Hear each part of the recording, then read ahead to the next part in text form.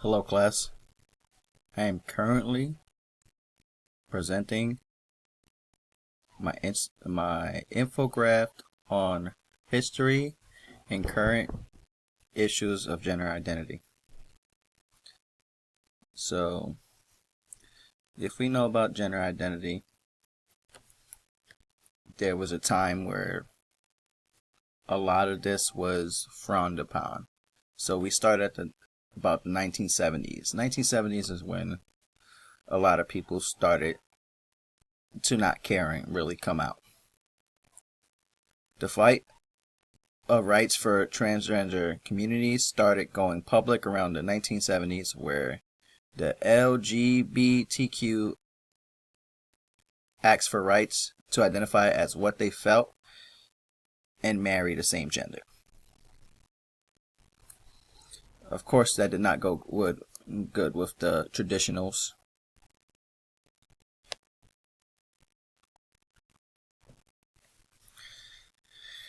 The norms. In 2015, a school in Chicago denied the use of a locker room to a transgender student, even though federal laws allow students bathroom use as the gender they identified. This is starting to become a reoccurring problem with bathrooms and locker rooms and what can and what can they not use.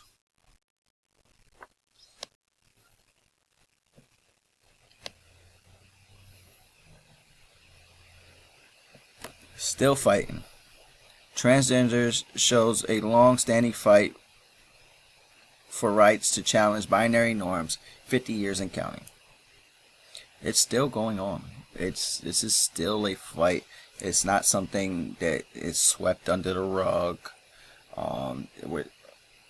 I work at a school, and this is still a fight every day on what can and cannot they identify as, what bathrooms they can use, what is not okay from a parent standpoint. The effects. People don't realize that this has a harmful effect.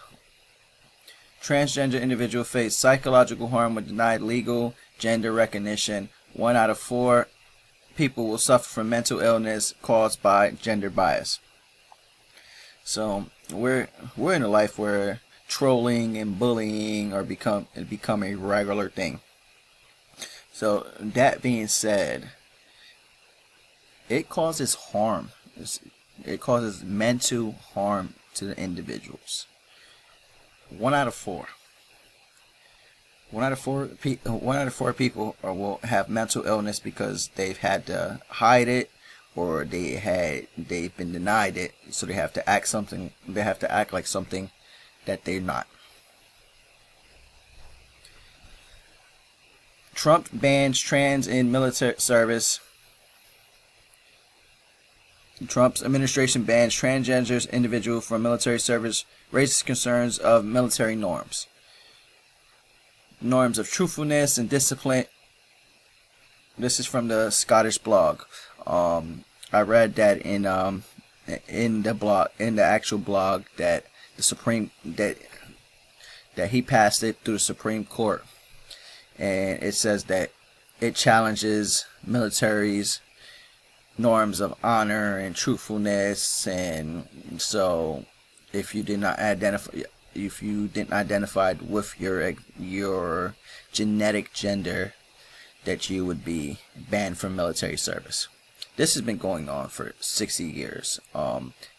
History shows where between the 1970s and the 1990s, almost 2000s, if people found out that you were in that community, you would get dishonorably discharged from military service, and that would suffer you mentally, because being dishonorably discharged would not allow you to get certain jobs. What is next? What is next for us to do to help guide a lane for for love and acceptance, or do we ignore the changes around? Either way, the world is changing and these problems exist. NBC News states that in over a decade, people coming out has doubled from 3.5% to 7.1% from 2012 to 2022. That is about 10 million people in the world that are part of this community. 10 million. And it's just growing.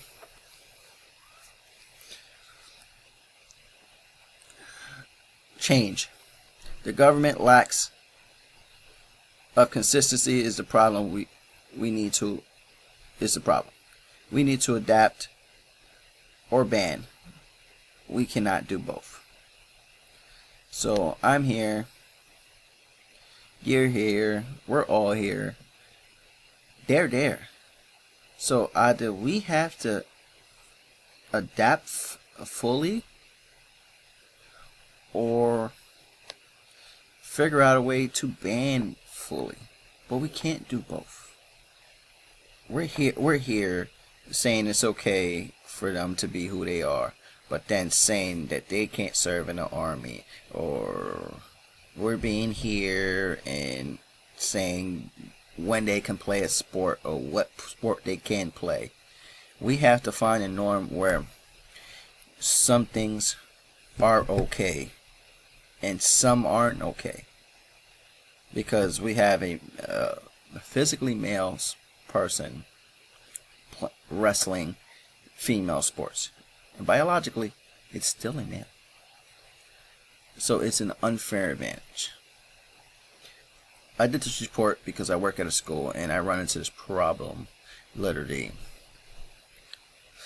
the last 2 years, and it's not a big problem if we can get some easier solutions, if we can get some support from up top. What's happening is that we don't get enough support to make what is actually okay and what's actually not. Because if we listen to the parents will say, hey, the kid identifies what it identifies, but I don't want my child, my female child, in the same bathroom as that male child biologically. Okay, cool. Some parents are still traditional, so that's fine. So how do we fix that problem? Because we can't tell that male child that identifies as a female child that he can't go in the bathroom, because you'll get canceled. So things have to come from the federal government itself of what we can and cannot do. So then we can sit here and be like, hey, well, the law states this, the law states that. There isn't enough consistency. This has been the most inconsistent topic in the last almost 50 years.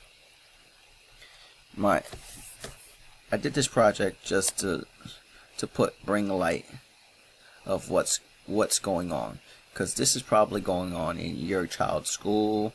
This is still going on in the world. These people are people, and I respect that. But where the change is looking like it's going,